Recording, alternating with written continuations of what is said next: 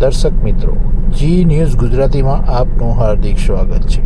વાઘોડી અને ફ્લોડ ગામમાં મોડી રાત્રે દીપડો ઘૂસી આવતા 2 પુરુષો ઉપર હુમલો કર્યો હતો, જેમાં હિંમતભાઈ હરિભાઈ પરમાર, અનિલાલ મોહનભાઈ પરમારને નખ મારી ઈજાઓ પહોંચાડી હતી.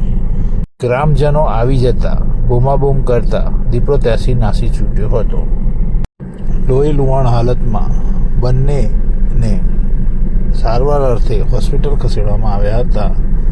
આ અંગેની જાણ વન વિભાગને કરાતા ગ્રામજનોની માંગ હતી કે ત્યાં દીપડાને પૂરવા માટે પાંજરું મૂકવામાં આવે.